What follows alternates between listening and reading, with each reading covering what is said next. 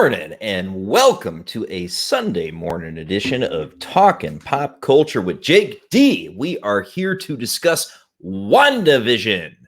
It is a newly released show on Disney Plus featuring characters from the MCU whom we maybe have not gotten to know as well as perhaps we would like to over the course of the movies that they have been in. So WandaVision, right off the bat, starts off totally different than anything we have seen come out of Marvel ever, really. The setting and the aesthetic of this and just the general approach and presentation is something new. It's something experimental, and that in and of itself has got my attention. We've now been treated to the first 3 episodes of this show, and the radical departure from the really formulaic approach that we got from the MCU movies over the past 10 years is a breath of fresh air. The immediate drop of the first 2 episodes all by itself gives you this very, very different world than anything we've experienced coming out of Marvel Entertainment at all. And I, for one, absolutely love it. We've got a 4:3 aspect ratio, which is something that you don't see anymore. And it's immediately intended to frame this world that is built around this approach to, I think, an idolization of old American perception in the world, which I believe has a lot to do with how Wanda perhaps perceived America as a child growing up. One of the things that I remember as a younger man was Nick at Night, which would present to us all these old television shows. It was a good way on Nickelodeon for them to get some syndicated content that was a little bit more adult, but the kids could still enjoy because it was wholesome enough. And that is exactly what we see from WandaVision. And there's a lot of theories about why this is going on and how this has been created, what this world is, that I think people are really enjoying. I have seen, in particular, from folks that perhaps have been frustrated with again, the formulaic and somewhat simple approach in the MCU movies. These people, including myself, have become really engaged in WandaVision. And the big part about that is this radical departure from what we have seen before. And, that's an interesting comment, Lord Thoth. And let's say hello to the chat really quick. We've got just another red shirt here. We have, of course, the Great Wrench, Lord Thoth. The both of you are the Great Wrenches for the channel, by God. And you haven't seen number 3 yet, or you jump in. All right, well, fair warning. I certainly will be getting into spoilers, including episode 3. The presentation of this world, of this television world, is clearly something odd is happening here. In the first episode, we get a really 1950s view of television. And it calls back to, in particular, the Dick Van Dyke Show, and right to the opening scene where Vision phases through the ottoman and doesn't trip over it. And of course, Dick Van Dyke, in the intro to his show, he would come into the house and there's an ottoman there. Sometimes he'd trip and sometimes he'd step around it. And Vision just went right through the thing. And one of the first questions that I'm asking myself is, how is Vision even here? Because Vision, of course, died rather horribly in Infinity War and was not somebody who was restored to life by Hulk's snap. So how is he even here? And there's an overarching presentation to this that apparently this was even filmed in front of a live studio audience. You've got laugh tracks and the whole bang. The timing of the comedy in this show, personally, I found it absolutely hysterical, and I was incredibly entertained by the way that they approached the comedy with a good level of self-awareness, and they're really camping up all of these old TV show tropes that 1950s and 60s TVs shows, particularly sitcoms, had about them. You'd get these funny looks from the characters and these jokes that, because you're in on the concept that something is wrong about this world and it's not necessarily a real world, they carry a self-awareness to them that is, to me, extremely entertaining. And the delivery by Elizabeth Olsen as Wanda and Paul Bettany as Vision is just, it's spot on the money for exactly what they're trying to show us. And it very brilliantly acted by both of these two leads. In the first episode, they arrive within this town of Westview, and there's a lot of gaps in their knowledge of who they are, what they are, how they got there, why they're there. And we get a really neat, again, 50s sitcom setup where there's a heart on the calendar and nobody knows what the hell the heart is for. But neither Vision nor Wanda want to admit to each other that they don't know what it's about. And so they just play it up and they roll with it as like, no, I didn't forget. What are you talking about? I could never forget something so important to us. And they both play with this, and Vision knows that he should never be able to forget anything. So he just rolls it off, and he can't admit that there maybe is something wrong with his memory because there can't be anything wrong with his memory, which creates a lot of fun.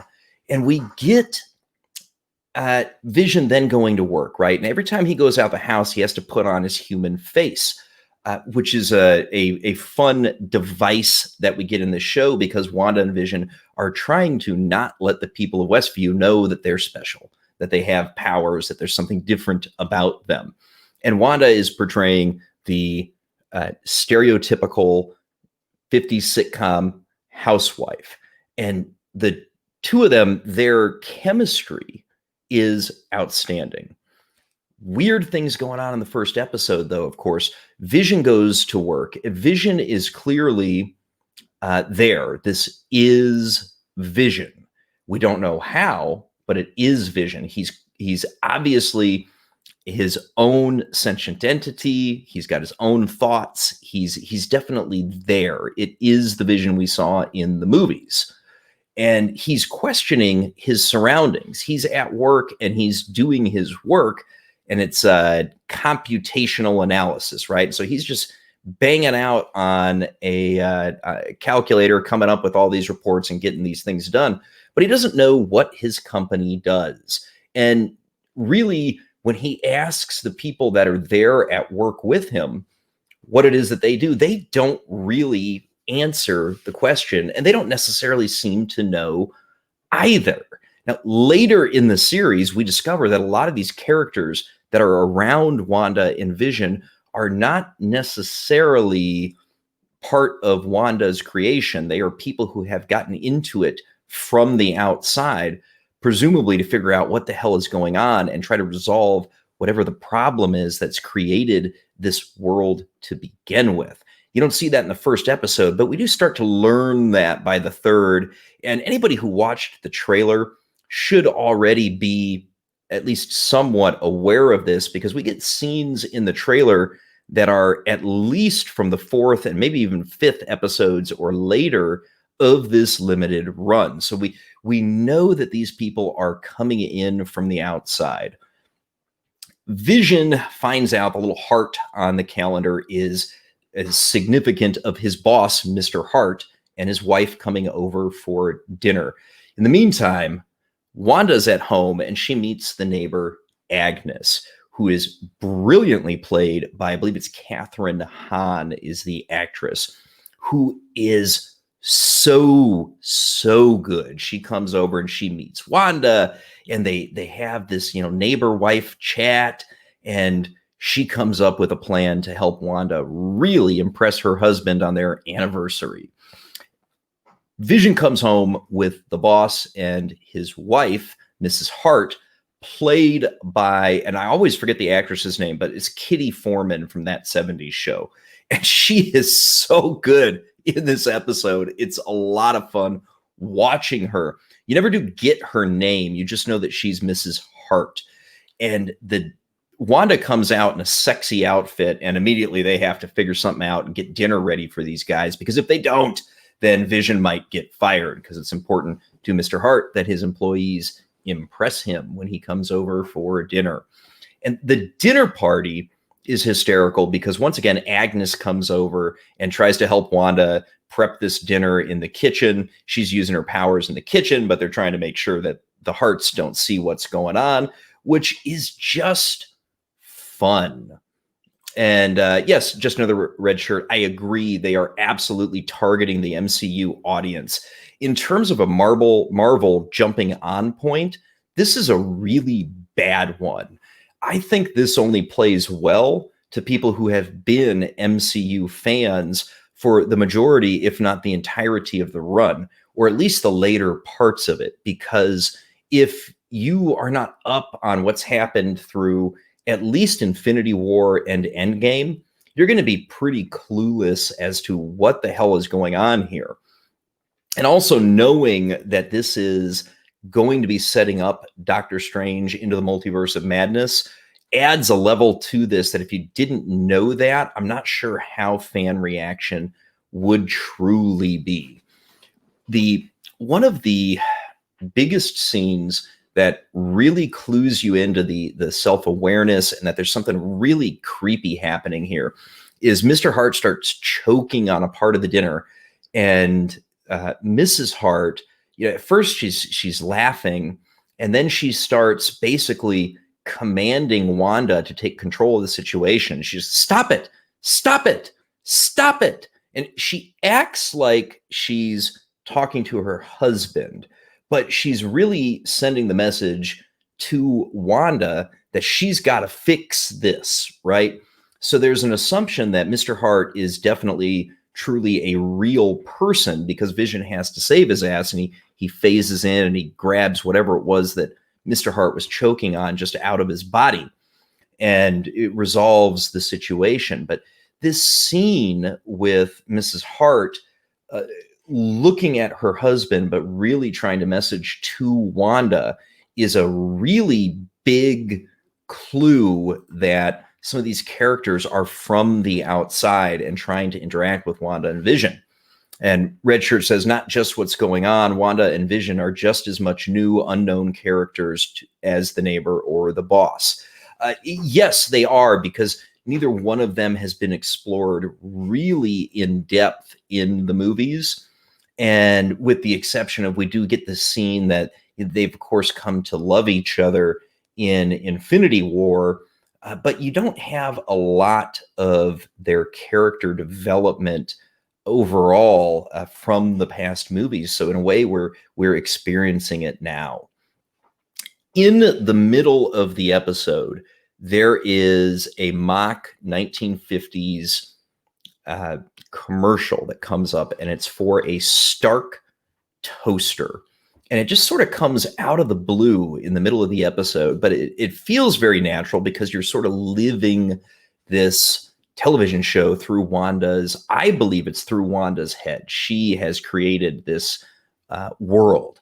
And the Stark toaster seems to be malfunctioning possibly in the commercial, but you get this little flashing diode light on it. And it is the only thing in this episode that is presented in color. It's this red light flashing on the toaster. And I think we will get a little more information about what the significance of that was as the show goes on. But to me, I took it as the real world trying to get into this place that Wanda has created. And it seemed the color is definitely significant. Moving into the second episode, we've now transitioned more into the 60s. We're still in black and white, but you're getting much more of a bewitched vibe. And the set of the home has changed. It is not the same home that they were in the first episode. There's, you don't notice it unless you're really looking for it, but a fair bit of the layout has adjusted in the second episode. You no longer have the ottoman on the floor that Vision has to step around, and you've got just a totally different house. The roughing of it is still the same, but all the decorative touches have changed, and so there's a lot different about the house. But it's subtle enough that if you're not looking for it, you may not have noticed it. We get the general setup of the second episode is, again, a typical sitcom from the 50s and 60s, strange situation. There is a talent show being put on by the town, and the talent show is for the children. All right, hold on a second. Hey, and welcome to my good buddy, 32 Flavors of Nickweiser. How are you, my friend? Oh, you've muted yourself, Nick.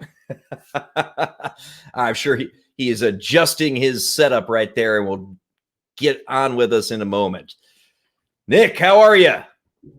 I cannot believe this is... All right, I think we're good. Excellent. Yeah, I'm hearing you fine. No? You're coming through.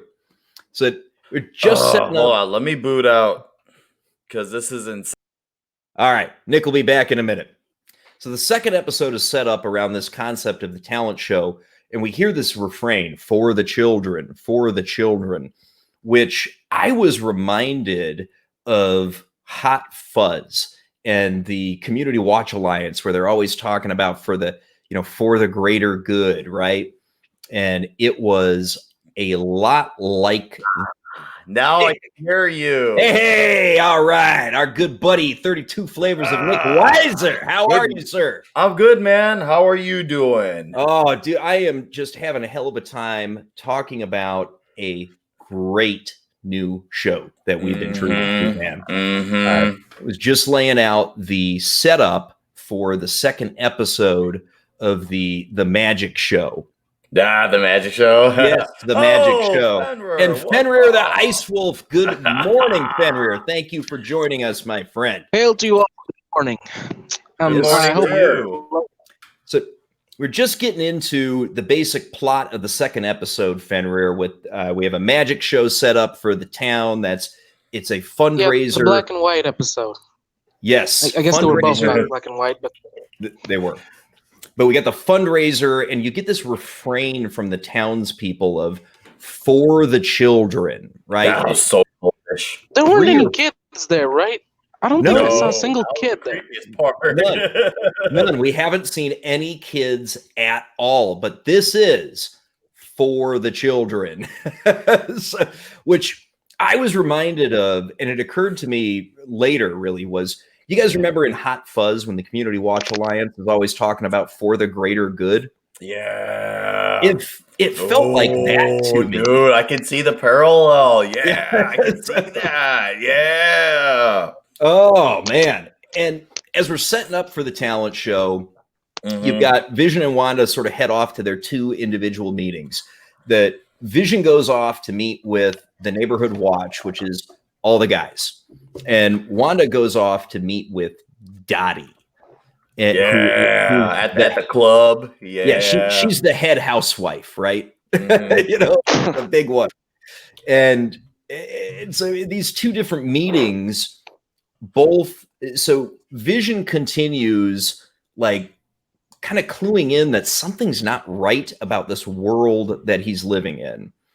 And Wanda is getting similar vibes that maybe there's outside forces present in her little world that we've got created here. So Fenrir, I really like the character of Dottie. What was your impression of her? Well, I don't know. I'm constantly getting this this manipulative vibe. Like there's something else this character knows, but it's not saying it. Maybe because it is the one behind all of this, or because it has itself no knowledge of what the hell's going on, but doesn't want to interfere out of fear. Yep. No, I don't disagree with that impression. Nick, give me your thoughts on Dottie, man. Dottie, oh man. Well, seeing that I feel like she's definitely up to something not good right at the bat. I mean, she's like that one who runs this Westview town, and I thought that scene with her and Herba, do these earrings make me look fat? That was hilarious. In episode 3, yeah. Oh, that was good. Beautiful scene. But this whole for the children thing and her being like this whole running the town, I wonder, I think either her or Agnes there's something up with one of them too. Like Agnes comes off as great, but I think she's the bait and switch truly to it all. Okay. I think Agnes is the true bait and switch all, but with Dottie, I think she's just in on it with the herbs and the fills. I think she's just in on it with them. That's where I'm thinking. Fair enough, man. So, so Dottie gets pissed at Wanda because she's interacting and chatting with Geraldine, who in episode 3 refers to herself as Foxy. And she's definitely Monica Rambeau, by the way. She's Monica Rambeau. She's Monica Rambeau. Yeah. I still think the MCU did her dirty. No, Captain Marvel did do her dirty, Fenrir. We'll save that conversation for Friday night, and that's a promise, because they shafted her in that movie. And it sounds like you and I have a lot to say on that. But Jake, carry on. Yes. Yeah, so Geraldine is Monica Rambeau. And they haven't explicitly stated that in the show yet, but we know that because of pre-show announcements and casting lists and things like that. And so they're chatting and making friendly at Dottie's little meeting, and she's pissed, right? Because the focus is not on Dottie. Yeah, she loves that attention, man.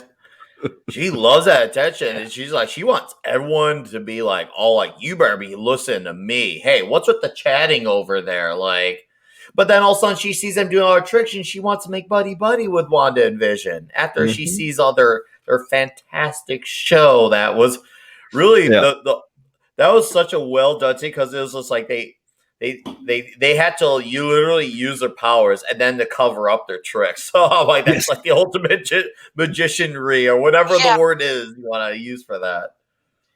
Yeah, those actions of hers wouldn't make me surprised if in the end of all of this she ends up being Mephisto, or a servant of Mephisto or something. Oh yeah, trying to control the dimension. I have seen a number of theories on that, and it would not shock me. At the end of the second episode with the beekeeper guy, and I'm really, is that just Wanda or some kind of interdimensional demon? You know, good question, man, because in the second episode, the commercial that we get is a lot different. It's the one with the watch, right? And on the watch, it says Hydra and Strucker. So we're getting, I think that is potentially telling us that we've got opposing forces trying to get into Wanda's world. And to your point, Fenrir, what is the nefarious force? Is it something to do with Mephisto? Is it just the old Hydra still hanging around that we've seen? It could be any number of things.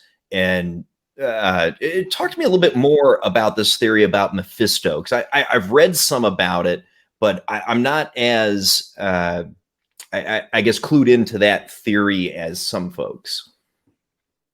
Well, mainly because he's an interdimensional being, basically the devil of the entire Marvel Comics universe. And he's attracted to magic in many ways. And Wanda's powers aren't only just her mutant genetics, it's also mystical with the Chaos Force. So she's a perfect catch for him in many ways. So he would definitely be attracted to her. So the version of the MCU would probably also be attracted to this version of the MCU.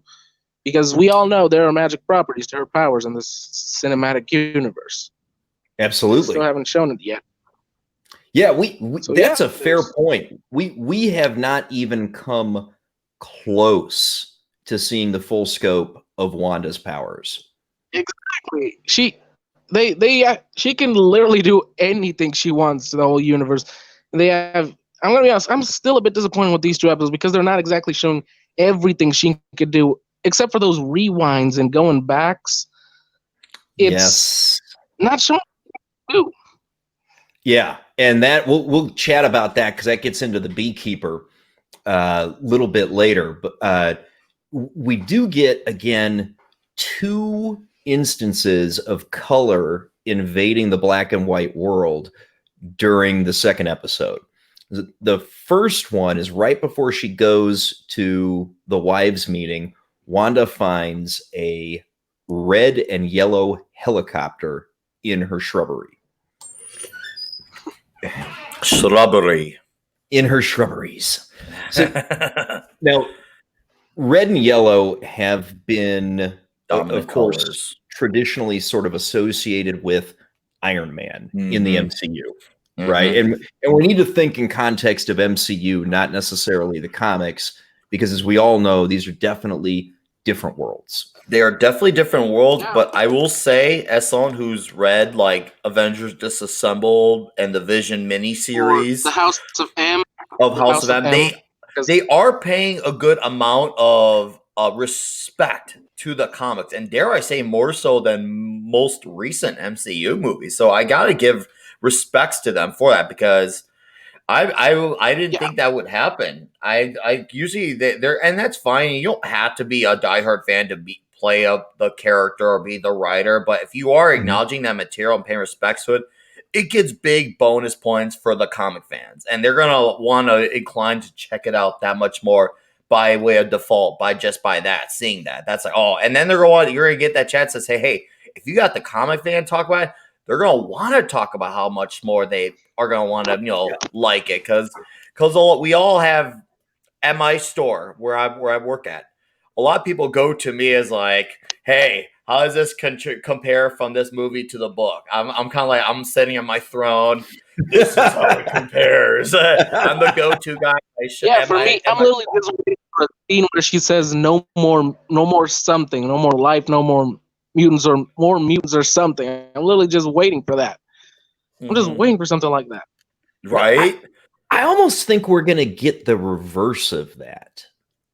It's right. So now I didn't personally read House of M because by the time that rolled out, I had checked out of the floppy books myself. I mean, I stopped reading comics proper roughly when I went to college. 23 years ago, give or take, which predated House of M and Avengers Disassembled.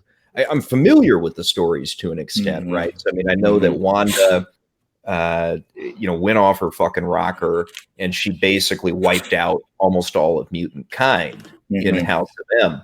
And I have become more and more convinced we're getting sort of a reverse House of M, and this show is the groundwork for it.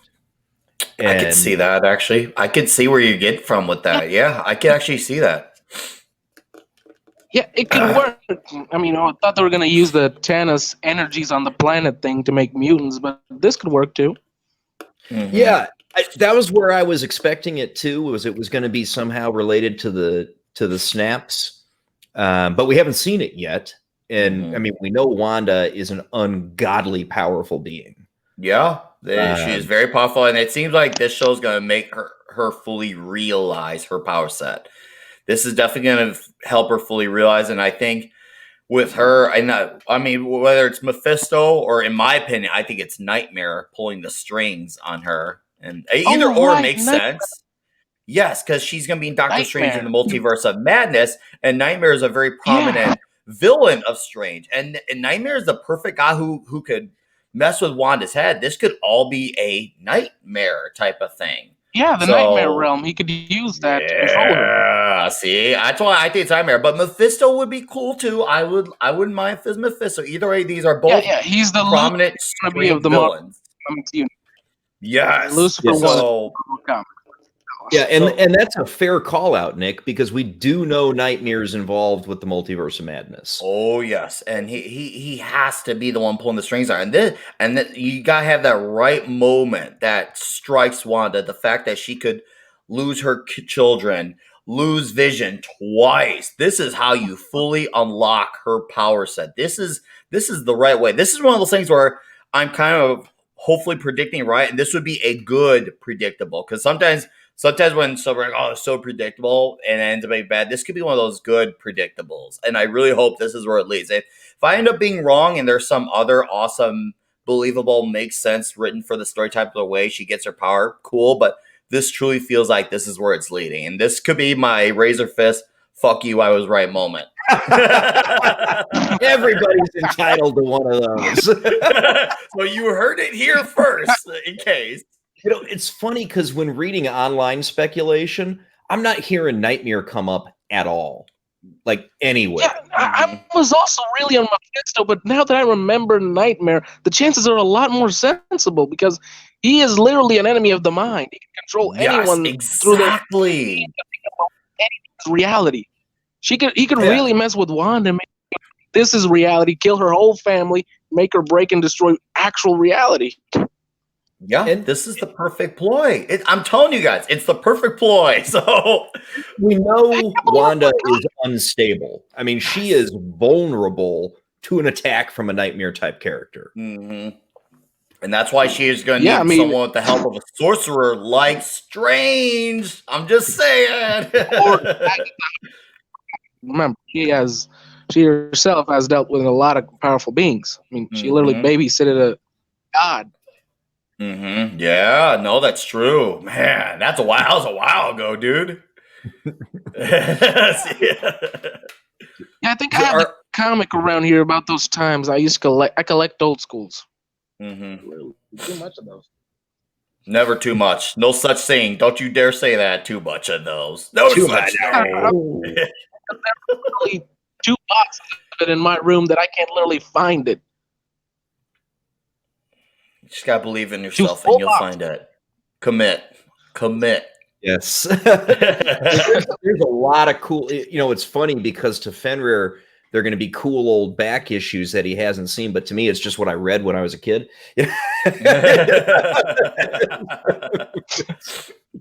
In the same way that, like, you know, I found some cool back issues when I was a teenager. That was just what my dad read when he was a kid. So- Can I mention? I'm not sure if any of you guys caught this. I remember when watching the third episode, and there's that moment when Vision's like, "There's something wrong with you," and I thought something went wrong with my TV. That I found out that's just part of the episode because it was like his own moment of rewind. Because I thought there's literally something was wrong with me too. Because at least with the second episode with the rewind, it was very obvious it was part of the show. Or I literally thought there's something wrong with my TV when that happened. Because we didn't get the same. Yeah, we didn't get that same effect. Yeah, Like, so I it literally did in thought, effect. I'm like, did something go wrong with my TV? Crap. Yeah. It was more subtle the way that they rewound in episode 3. Before we start popping into episode 3, though, man, I want to get into in the after meeting where Wanda is helping Dottie clean up. Yes. Right, and we get the other instance of color Yes. from that episode. The blood, yes. The blood, right? The bright red blood after Dottie crushes a glass in her hand. And you know, once again, I think the intent of that is to try to show the outside world trying to get in. Ooh, see, I didn't think of that, Jake. That's good. That could be the outside world getting in. Control thing. That makes kind of sense. It does. It could be the real world, you know, slipping through the cracks. It's the real world slipping through the cracks. Yeah, I like that. No, totally. And between that and when the radio frequency is going out with Wanda, which is totally soared, by the way, by the way. So this is their gateway of getting mutants. I mean, with the X-Men, and this is the gateway. I mean, I don't think we're gonna see like your Wolverines or Jean Greys for a while, but I think Probably we're gonna Beast, get because like if it's Sword, Beast's got to probably be there. He should be, but what? And I agree with you. He should be, but I've noticed like this. This is gonna come back to how Spider-Man is involved. When Spider-Man got involved, there was a few main characters they kept, but they also went with a very different batch of characters. Since the X-Men covered a lot of characters, I feel they're gonna like at first, right out the bat, they're gonna cover characters that we don't see as often, like Brand, who is a very prominent member of Sword. So, but where they're gonna start with these like other lesser known characters, not ones that normies know as well, and then they'll dive into the other Wolverines of the world because people are still that's why feeling I said Beast would be there. he should be. He absolutely should be. Yeah, because I'm amazed. At some point. Yes, and I remember they Lord were Thoth, Fantastic Four as well. Oh God, dude! Yep. I mean, you're speaking to a Johnny Stormaholic here. Maybe you should come on my Friday night panel with me and Fenrir so we can talk comics because that's where I'm going to do Friday night. But anyways, back to WandaVision. Yeah, yes. We should probably talk about how we're going to ruin Johnny in the next Fantastic Four movie. Let's be honest, they hate people with his personality. Mm-hmm. Yeah, they've not been good to Johnny, that's for sure. Anyways, it's totally Sword. Back on subject. I'm always guilty of that. I'll take ownership.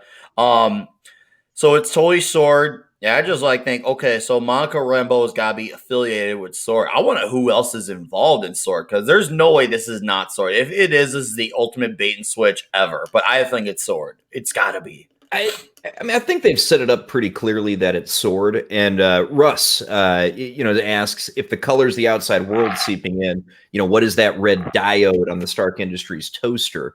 And I think it's an homage to Iron Man. It's an homage to Iron Man psychologically.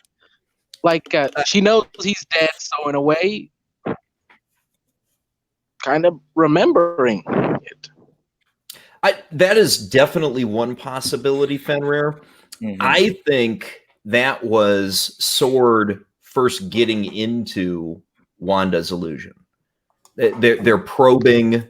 They're penetrating into this illusion that she's built up and created. Mm-hmm, mm-hmm. Oh yeah, no, that's totally what it is. They're trying to get in there, and that's why they got that whole field set up, and it's like one of those things. Kind of reminds me of that Simpsons episode, Homer 3D, the Halloween special, where world, and then and they Tron rip. Yes. The Tron rip up. They made a circle around that wall, and that was like their field equipment. They need to find a way to get into that underworld. This is the Homer 3D of the MCU, like equivalent. Yeah, and that ending. I mean, now he's walking in the real world. I mean, yes, that was a creepy episode. But that's if you look at the parallels, it makes sense, and that's how, especially someone who's listening on the chat who knows the Simpsons, that's how you can make that sense in normie terms. Like that's basically simply what's going on. They're trying to get into the Homer 3D world, and they're having trouble pulling Wanda out, whereas Bart and the family are trying to get Homer out, and obviously we all know that failed. But that's what's going on here with WandaVision is Homer 3D, but for MCU.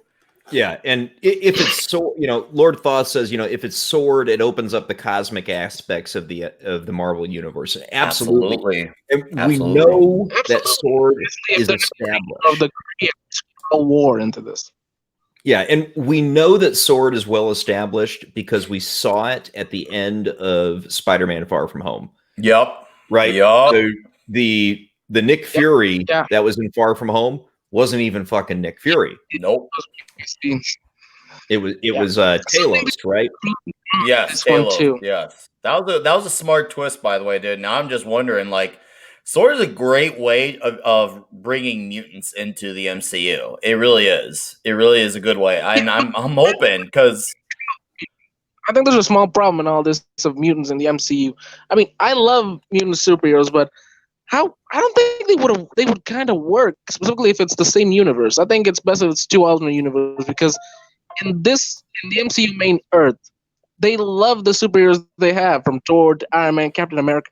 Just them starting to hate mutants out of the blue would make no sense, especially if it's just some mutants with small, insignificant things compared to a guy who can literally destroy a whole city with a hammer. It's insignificant. The hate. I mean, the racism. I get it, but it wouldn't make sense to me. Just them hating this one and hating that one, it doesn't make sense. They'd have to move away from that storyline because let's be fair here. No matter how much of the X-Men movies you like or don't like, that storyline was very heavily focused on who was right, Xavier and Magneto. Besides Logan, that was almost every X-Men movie in a nutshell. You were right. No, I was right. Logan was the only one to get a single movie where I could have done it all the other X-Men. I mean, I wanted to see a movie with Colossus. Yes. Alone. That would have been good. Mm-hmm. It would have been good. I think you can play into the prejudice against mutant storyline, particularly if this thing goes in kind of a reverse House of M scenario, and Wanda somehow creates the mutants. You know, like maybe anybody who was affected by the blip, something happened to them when they're blipped back in that Wanda activates somehow at the end of this thing. I could buy that, actually. I could actually buy that. Then you've got mutants massively prolifically across the world. Yes, and that's how you make the whole Infinity War Endgame like wrap-up ending, I guess you could say, consequential, because you don't just have everything tucked in a nice bow and everything's all good again. You give it long-term consequences. That is a very good way of giving it that longevity of a storyline to play out. Not everything is all convenient. And I really feel like yes, especially with Cosmic. No, that's a good choice, Jake. Yeah, I mean that's one way they could go that could let you play out the prejudice storyline. You just gotta find a way to make it fresh because we have seen it play out a lot. Yes, and in the modern time where people are acting like they hate racism with phones and stuff like that and posting on websites, I really doubt the mutant racism would work still the same way in modern time.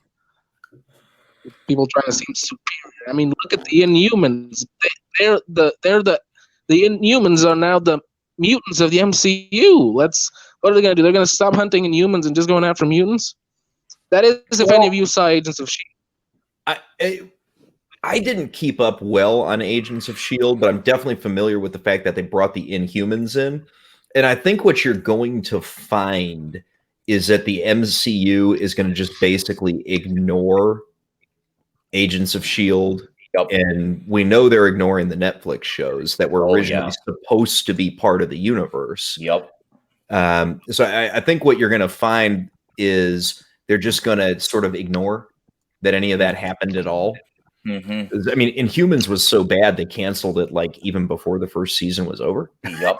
Yeah, and that's unfortunate because I love those characters, but the problem is they try to make that show the mutant equivalent rather than embrace them as these people who like to live out in hiding, which that's what they're supposed to be. Exactly. But look, the Inhumans are like mutants in some ways, but they do not face prejudice because they either hide among humans and cannot be detected through the same means as mutants, that they're safe, or they live in the Himalayas and in their secret alien high-tech city where no one can literally down. They are not a species to be prejudiced against because they literally are superior technologically and biologically. Yeah, and I don't think they're going to necessarily go that route because it'll almost become trite with the way that they played Wakanda in the cinematic universe. Because it's just going to be like another Wakanda. If you do technically it is because Adelan as what's the name of their mineral of the Inhuman mineral? What's the name of that mineral? Terrigen Mist. Thank you, Nick. They have the Terrigen crystals. Wakanda has vibranium. Wakanda has high tech. Adelan has high tech. They're pretty much the same thing, and live in seclusion. And that's why I think they won't go there. They are literally a ripoff of one another. Yeah, agreed. And that's exactly why I think they're not going to go that way with it, because of them being a ripoff of each other. So that I don't think they're going to want to play the same story again. And I think what we're seeing with the very different world of this WandaVision show tells us that they're trying to strike out with more unique approaches. I mean, look, I could be wrong if Feige goes that way, but just something's telling me that they're trying to do things differently, and so they probably won't repeat roughly the same kind of presentation and show that we've already seen. Well, they could do that. I remember there was a comic about the Inhumans living in a giant spaceship floating through space. What was the name of that comic? I think it was around the 2099 universe, I think. I'm not sure. I did like the 2099 universe. Like Spider-Man 2099 was great. Yeah, but most of it is too depressing for me. I don't like the possibility of apocalyptic futures. I like the chances of hope. Yeah. Now, I love 2099 too, but I get what you're going from. Yeah, I mean, I'm more of a hopeful guy as well, but I did enjoy 2099 for what it was. Peter David and Rick Leonardi were writing a hell of a story at the time. It was one of those times where the multiversal concept made more sense. It wasn't about having 800 different Spider-Men or women or animals. I mean, what's his name? Miguel O'Hara actually felt like a unique character who felt like he stood on his own. Whereas nowadays, it's just now it's just different variations of the same flavor. For example, Miles Morales, he's an obvious rip-off of Peter and literally is taken out of him. I mean, did you just hear he's going to get his own Clone Saga instead of giving him something new? It's depressing. Paint job Peter Parker. Yeah. Exactly. Yeah, let's not forget we're getting an Eternals movie that they're probably going to completely destroy the storyline. And, Nick, of course, mentioned he can't wait to skip that movie. I'm serious. And I'm not I hate saying it because I respect the hell out of the Jack Kirby legacy. I really do. But that movie just looks so unfaithful to Jack Kirby's vision. And I wouldn't care as much about the race swapping, but if it happened, the thing is, it's happening to every single franchise at every single way possible. Like when, all right, so say what you will about Michael Clark Duncan getting cast as Kingpin Daredevil, but at the time, it felt genuinely honest. One, we all know Clark Duncan was a phenomenal actor. Two, it really felt like he was the best man for the role. It really did feel like at the time. Nowadays, it's happening so frequently, you don't know if they're getting cast on talent or just for a skin color palette to paint a different picture. It's skin color. Yeah. It's skin color. At least at the time, I think we can all agree that when Duncan got casted, he truly felt like the right man at the right time for that role. That it doesn't feel like that way anymore. It doesn't feel honest. Nowadays, it happens so frequently, you don't even know anymore. And it's not about hating diversity. We can embrace diversity, but if you're saying everything needs to be diverse in order to be good, that doesn't make any logical sense. Most of these species, like the Eternals, they're technically not even human. That should be diversity enough. The fact they're not human beings. Yeah. And they were diverse on their own. Jack the King Kirby, he used to do a lot of diverse characters on his own. There were a lot of great stories. Yeah. The Eternals, the New Gods, they were pretty diverse on their own. They didn't need much. Lord thought it is Ginger side between Jimmy Olsen, your Annies, your Ariels. I mean, I'm not going to go into it, but we'll just say he's right. Let's just say he's right. And Ginger side, I really don't. Jimmy Olsen has suffered too much. They either blackwashed him in Supergirl or killed him in Batman v Superman. Dude, it's like. I mean, I've argued with people about this. Oh, well, it's a different universe. I'm like, it's one thing if you just have a race swap, but they decided we're not going to just make Jimmy Olsen this nerdy guy who lives life on the edge, because that's what Jimmy Olsen does. He's this guy he's causing hecticness at the Daily Planet, but instead they made this smooth, suave, perfected guy who's calm and cool and collected. I'm like, and you can easily get the girl just like, that's not Jimmy Olsen. That's not Jimmy Olsen. Nice little nerd. Thank you. We're getting so off topic. I hate Ginger side. It pisses me off, man. I'm not even Ginger, and I feel for Ginger. To me, the MCU kind of died with Endgame. I'm only going to watch Eternals because I want to see Black Knight. If there was only a virtual way you and I, Fenrir, can watch it, so we can just pick the hell out of it. Like, oh my god, that's it. Come to Illinois, and maybe I'll go see it just because you're coming here. That'll be the only reason, just so we can make fun of it. Just come to Illinois, we'll work it out. I'll pay for your ticket, even. I'll buy a pizza. When it's free, let's both watch the damn movie and just stream about it. Fine. We'll find a way. All right, fine. You win. Yeah. Yes. Yeah. Redheaded women get turned into black men at a rather disproportionate rate. Yeah. the number of gingers that disappear is. I'm even afraid of seeing the next G.I. Joe movie. What they're gonna do to Scarlet? My God. Dude, they're probably gonna turn into some black chick. They're doing that too much. I don't know why gingers disappear. It makes no sense to me. It's not even white human gingers. Look at Starfire. She's an orange alien with literally green eyes, and now she's a black woman who dresses like a prostitute. I don't understand that. It doesn't make sense to me. I mean, don't get me wrong. I'm a red-blooded American dude. I like skimpily clad hot chicks. Don't misunderstand. Every man in the world likes chicks like that. There's no difference. Yep, that is true. And that, Red Shirt says he'll break for blondes and brunettes, but he'll back up 2 blocks for a redhead. When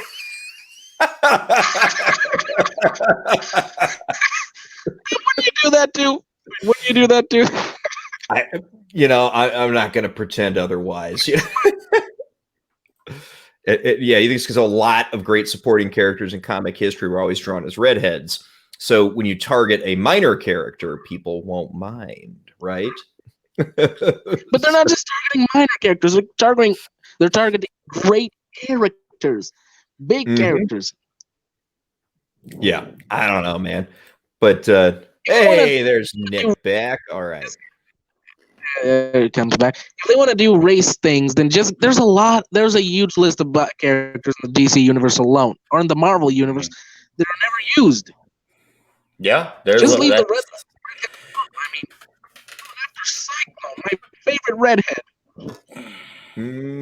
Yep. I'm not going to get into it. I really won't, because we'll continue to go farther off with the WandaVision talk. And even though this is not my panel, I am remembering at the end of the day, this is Jake's show. We should get back on top of it. But Fenrir, let's just write out a list of things we can sound off on, and we'll save it for Friday night. That is a great topic for your Friday night show, man. Absolutely. So, okay. Back to WandaVision. This is what's great about streams, man. Natural tangents. Here's a quick question.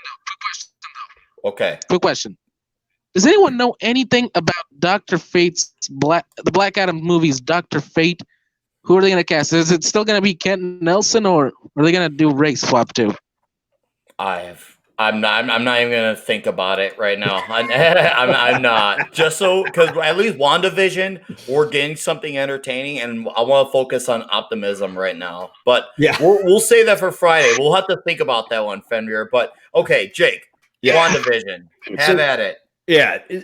So, episode 3 of WandaVision, like, I enjoyed the shit out of this episode, man. So we've moved into the 60s or it's even the 70s now, man. Dude, let's start by talking about Vision's hair. For real. Like, because that was one of the most noticeable. I would love to talk about that. Immediate things to me in episode 3 was Vision's hair. Yup, dude. Oh man, I'm glad you mentioned that. That's how you must have the same idea for me, because the first thing I noticed was the long hair, and then the sideburns were the most 70s thing possible. I'm like, yes. Paul Bettany is nailing that look. And I'm like, this is great. Once again, they're really committed to nailing the look and feel. And it's funny because nowadays we have so many like shows and movies come out that are very era driven, but I feel like this show has nailed these eras a lot better than most of these other movies or shows. And it's just a 20 to 30 minute show, and it's doing it better. Like, awesome. coif that he's Yeah. got and those burns, man. Oh, God, it was good.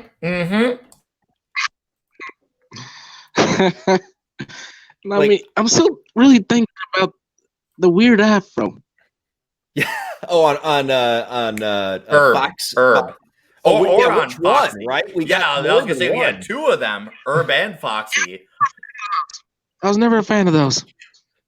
It was a very prominent look at its time. They were perfect. I mean, just like Vision's hair, it was like perfect 70s.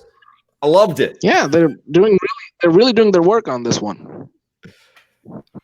Yeah, no, and that's good. And once again, that's good when we have a show that's not only actually from it looks. I like that they actually. It seems like they care about the show and the fact that they're actually like looking at specific comic arcs and then nailing like the look and feel of a certain era. Like there's people who are actually working on the show that actually are committed, and it shows. It really shows. And even if you don't like the show so far, which I think a lot of people's minds who don't like it, they might change once it's all said and done, historically played out.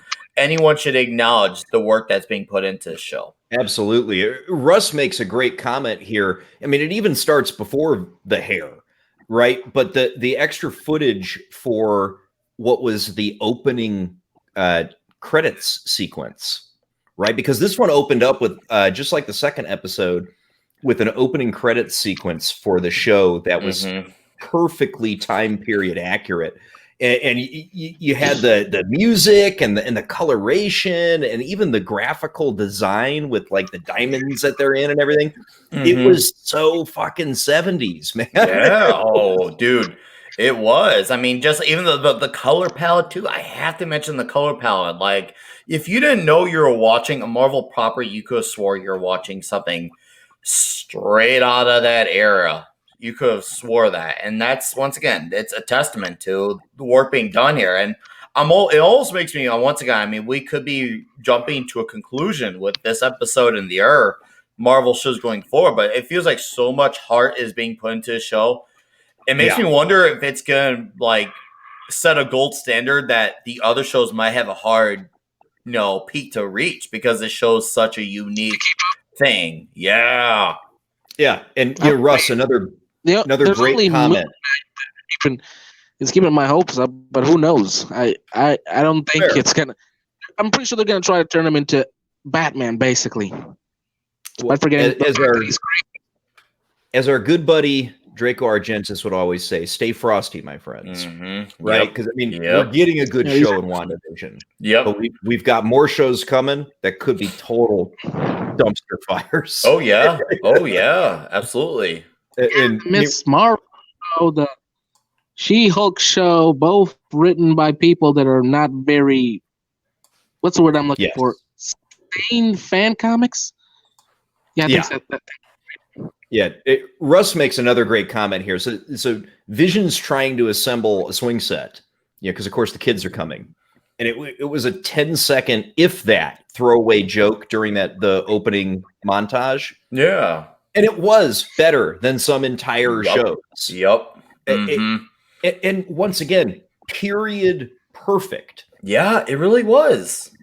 The cheesiness too, like of it. It's just like, and especially like you see that he's like the dad who's trying to be, and all of a sudden he's like, I bet this. Oh no, it came crashing. And usually, like if that happened in a modern show, people would be like, oh no. Whereas Vision's like, oh, it's okay. I'll just build it back up again. that is how you nail once again the element of that time, and it really makes you think, wow, how far we've come along with TV. Like everything nowadays. Don't get me wrong. There's a time and place in the world for our deconstruction type of things, but it seems like nowadays there's so much nihilism and deconstruction. Like we forgot how optimistic and happy and cheerful these shows, and dare I say positive influence, these shows were. Nowadays this show brings back those memories in the best way possible. I wasn't even alive in the 70s. I feel that energy, and yet at the same time, something really ominous is hanging over this show. Yep. While they are doing that. Yep. And it makes it that much more ominous and powerful. Like when you have that balance. Because I feel like when you have something that's dark, sometimes you lose a little bit of that darkness because it's just so emphasizing on it. But when you have something that is, this happy-go-lucky, and then you have that dark, it makes the dark moments that much more effective. It really does. Yes. So Wanda's pregnant, right? That's episode 3, right? Wanda's pregnant. That's the premise of the episode. There is a creepy fucking scene at the start of the show where they get the doctor out of there after he just confirms that she's pregnant, and he does this ridiculous, chauvinist trope about we're going to make it easy for the little ladies to understand what's happening to them by talking about fruits, which was so fucking cringe. But it was done. It was the right kind of cringe. No, it was the cringe that actually fitted. It really was. Yeah, it was the campy cringe, and the doc played it fucking perfect. He was good. And Vision walks out, and there's Herb with his giant afro, trimming the hedges, and he starts trimming the wall. That was great. Great. Once again, that's what I call great TV. Seriously. Yeah. But there was more going on there, though. Oh yeah. Oh, right. God. So why was he cutting through the wall, Nick? I think he was just caught. He was a caught off guard moment. I mean, I had to think more about it, but there's definitely something up there. Like there's a not all is as it seems moment. I'm still trying to figure out the why. I really am. What are you thinking, Fenrir? Why was he cutting through the wall? I'm not still sure 100%. I'm going to have to drop it in this one. I'm still trying to exactly analyze the situation because I think this entire show just leads to so many possibilities that it's hard to pinpoint all of them. Literally. The whole nightmare thing opens a lot of other positions to me. Mm-hmm. I think Herb is from Sword. Mm-hmm. I think and they're so trying too. to and they're trying to get into Wanda's reality. I think that was symbolic of them trying to cut in and get in there. He's trying to break through the wall. You think so? You think that's part of the wall? Because look behind him. They did excellent scenery. It is so obviously fucking fake. So when you're looking behind where Herb is standing there, so Herb's house. It's a screen. Oh, you're right. No, I saw that. No, I could see that. You're right, and I'm glad you mentioned Agnes. And I think that ties into Lord Thought's comment. I think Agnes is a younger version of Agatha Harkness. I think she's a younger version of Agatha Harkness. That's where I'm leaning with Agnes. I've been saying that for half an hour, basically. Mm-hmm. It's Agatha Harkness. I don't know it. Just younger. Oh yeah, pretty much fine. A bit hot. Yeah, that's a good comment there too, Russ. What we were talking about, how the scenery is changing and adjusting through each episode. Yep, the house too. That was a real house next door in the previous episode. Now it's a set, and it's obviously a set. Oh yes, it's definitely getting more obvious, and I think that's the whole gist. Is it's supposed to look more obvious? Mm-hmm. Yeah, because the illusion is starting to get cracks in it. Yep, this is once again the cracks are starting to show. Exactly that, as you mentioned earlier. Like they're trying to break into this world, this nightmare. Dare I say? It's one or the other, and they're like, and now we're that's why the color's slipping in. Now I just wonder how a toy got in there first, but it's okay. It definitely has you thinking. This is once again sorcery. Magic. It feels like this could be one of the good elements of the MCU going forward, is how they're going to emphasize on the magic. I mean, especially with Sam Raimi on the front for the Strange sequel and this show being as committed as it is, these could be the exceptional properties. These really could be the exceptional properties. Yeah, and at that same wall that Herb is cutting through later in the episode, we got Agnes, and she's standing there. having a conversation with Herb, Yep. and you can only hear whispers of it. Yeah, they weren't all happy-go-lucky. It seemed like they were having like an important conversation. Yes, and Vision confronts him. Yep. Right, and they want to tell him something. Mm-hmm.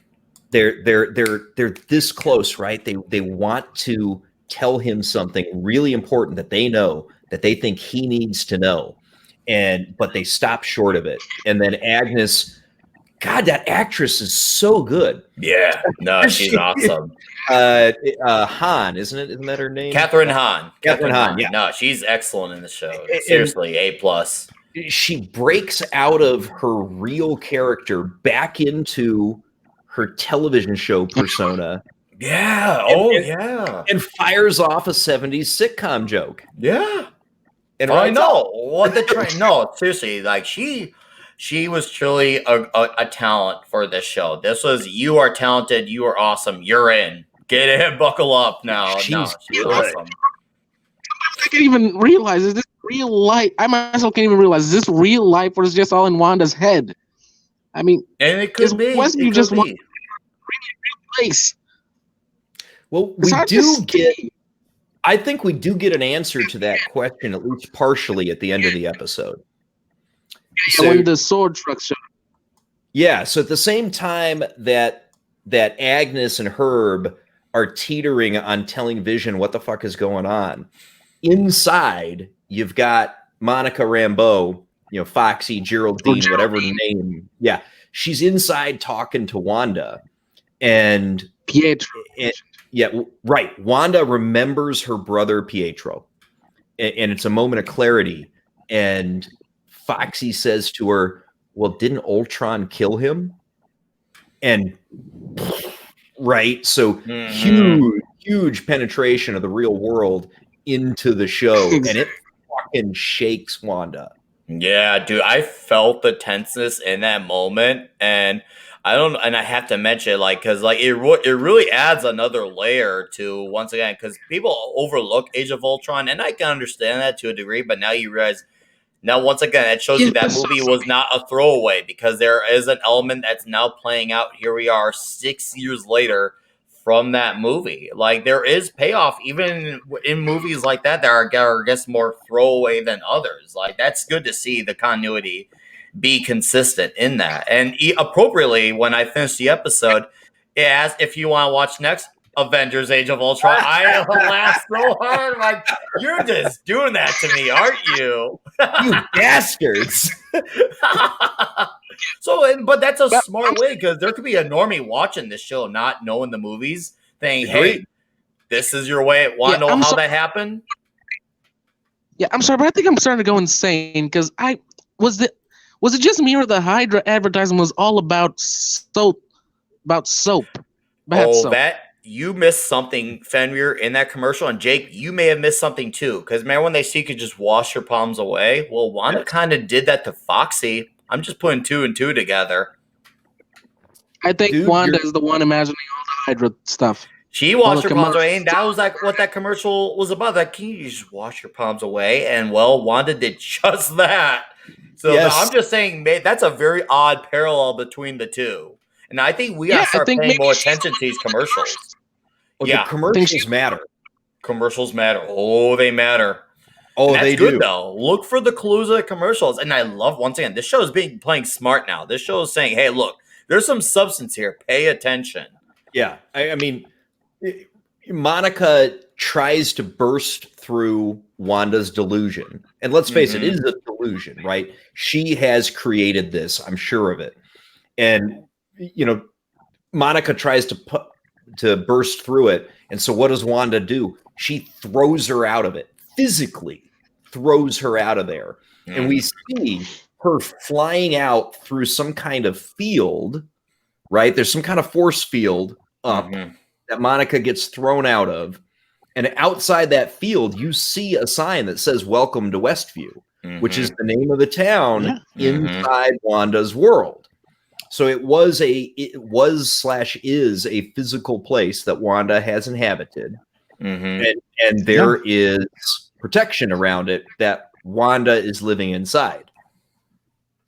And Sword is in there with her. Mm-hmm. Yeah, and then Russ says, You see the name for the kids? Tommy and Billy.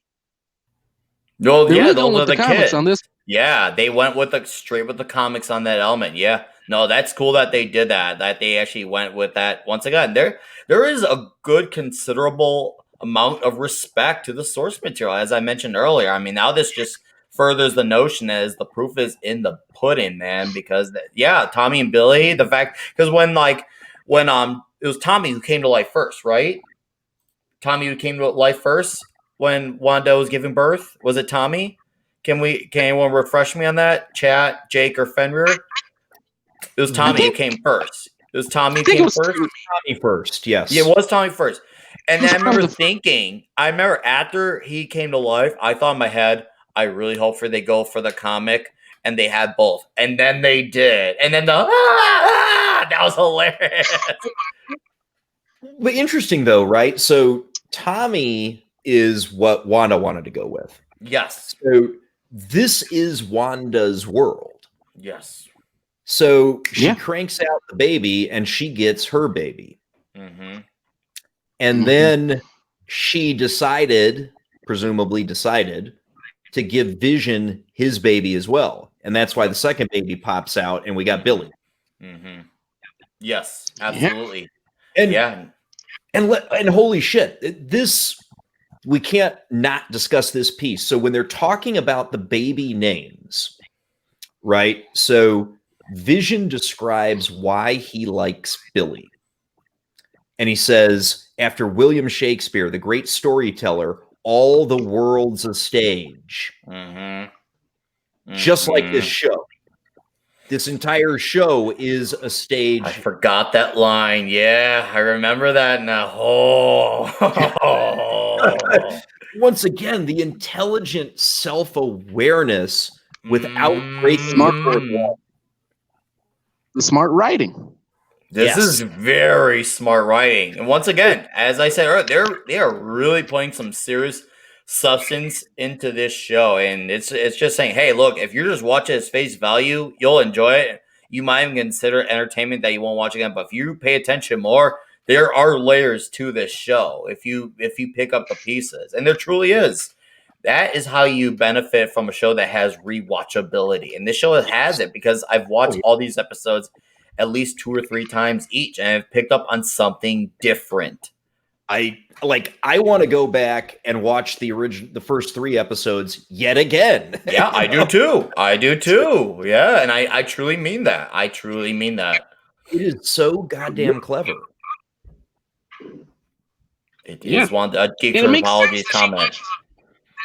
And it kind of makes sense that she's creating everything around 60s to 90s shows, seeing that she came from a third world country, and all American shows from those times passed a lot through those countries.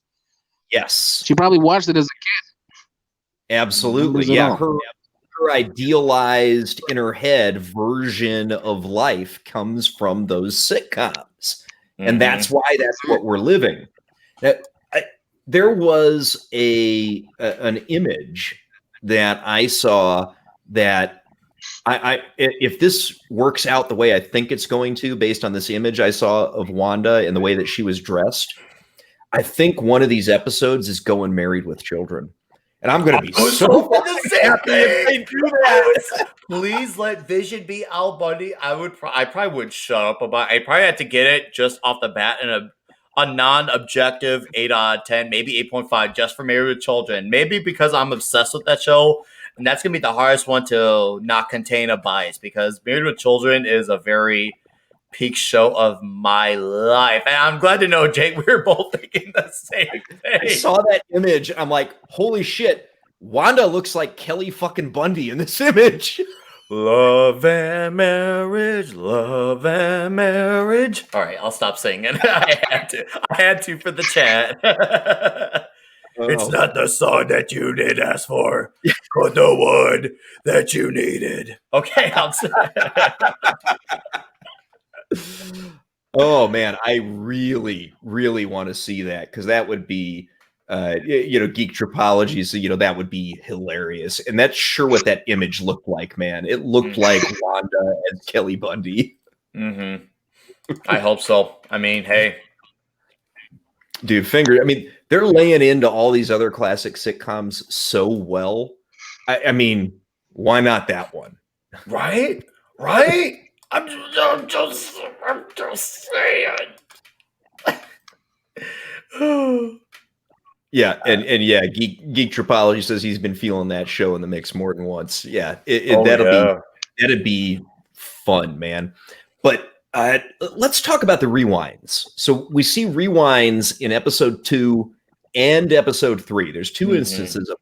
So the first one is when again they're hearing all the sounds and the crashing from outside. Sword trying to break in. Anybody? Yeah. Yep. The signal, and it showed. It was obvious. And Beekeeper guy comes out of the manhole. It could be Nightmare. Could be. Is it considering that the commercial in that episode tied to bad guys? The Beekeeper's probably somebody we don't want in there. And Wanda just no, and zzz, we get the rewind, right? Or it could be another one. The Advanced Idea Mechanics. I mean, the Advanced Idea Mechanics. Yeah, AIM. It could be AIM. They're B teamed. They're B teams. So they were. You're right. They were the B team. Oh God, that'd be clever if that's what that was. Ooh, I like that idea better. Right? Yeah, and then we get another rewind in episode 3, though. And when do we get it? It's when Vision starts breaking out of the illusion. Bam! We get a super fast rewind because Vision realizes something is wrong, and Wanda rewinds him, and it's gone. Yeah, and once again, as I mentioned earlier, it's like one of those parts where it's just like, I thought there's something wrong with my TV because the second episode, it was obvious we as the audience knew it was rewinding, whereas this time it was just like, did the show just skip or is that my TV? But then, I after the episode went online, after I finished watching the episode, I went online to look at cons and people like, oh no, it's part of the show. But that's good. That's once again, clever. Once again, clever. Yeah, just everything about this is smart. You got Twilight Zone feeling. You've got Russ Williams referenced Twin Peaks. We've got the interplay of all these classic sitcoms everywhere. It's so goddamn clever. It's one of the cleverest new concepts on TV that maybe I've ever seen. Yeah, I might have to say, I might agree. I mean, especially when it's all said and done, we'll have a better picture to paint over. But so far, 3 episodes in, 33% in, 1/3, however you want to paint that number. Right now, we are on to something truly awesome. And I really hope this picks up and maintains because, it feels like it's on to like that wait for it. Mindfuck. Yeah. Geek Trolley. The show's too clever for its own damn good. Yeah. The only worrying thing about that to me is sticking the landing. Yeah, that's the part. When you build something like this, how do you stick the landing? Yeah, how do you do it? Oh, yeah, that is like, I wouldn't say it's a general worry, but it definitely makes you think, how is it going to be pulled off? Because they are raising a bar, a very ambitious bar, very ambitious. And it really is like people are saying how different it is from the MCU, which it is, but it's different doesn't always equate to good. But this is different that is already equating to, dare I say, great. And because it's great, it's just like, man, this really, hopefully it sticks the line because that's how the show is going to be defined by. That's what it's going to be defined by, especially if it truly ends up being what I've been predicting. Once again, fuck you, I was right. A limited mini series. This doesn't feel like a show that would be several seasons. This feels like a one and done season. Unlike your Falcon War Soldiers, I can see that, or Loki being your several season format. This is a one and done limited series that to truly stick the landing, it's going to be remembered off its ending. Like people will talk about other things from the week to week formula, but the ending to cap off the limited series, you have to stick the landing. This is so important right now that they don't mess this up. It's so important. With how Question. good. I have a question, but did you see a cat Say that again. Around. Did any of you see a cat around the scenes of the show? Just one cat. If there was one, I missed it. I did not notice it. No black cat I saw. That would have helped make sense who was Agatha Harkness. She always walks with a freaking cat. There is a doing cat. homages to the. There is a cat in the trailer associated with Agnes. Then there you go. They're really doing it all in this one. I hope so. I hope so, man. And yeah, I mean, Geek Tropology says if you don't stick the landing, if you're clever, you stop and levitate centimeters over the ground. Oh, Geek Tropology. Yeah, I mean, for me, that's the only danger left in this show because the first 3 episodes were greatness. Yes. And when you have set up that well, it makes it that much harder to close it out well.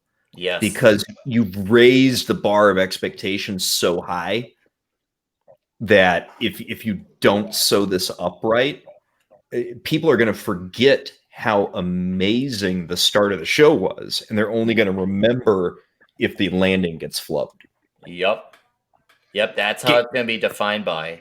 Game of Thrones, anyone?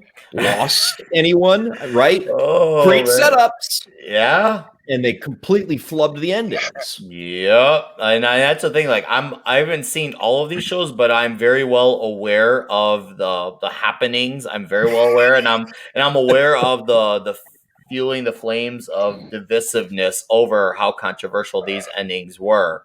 And with these endings, like it's just like, man, what's an ending aim? What's a good ending for a show? Hopefully, this is the one that gives us it, because I understand this is not the end of this timeline going forward, and I understand this needs to cut into a movie going forward. But you can still, if you're not lazy, bring a great ending to what will most likely be a limited series. You can bring a great ending still. You can do it. I mean, so far it feels like these writers are the absolute reverse of lazy.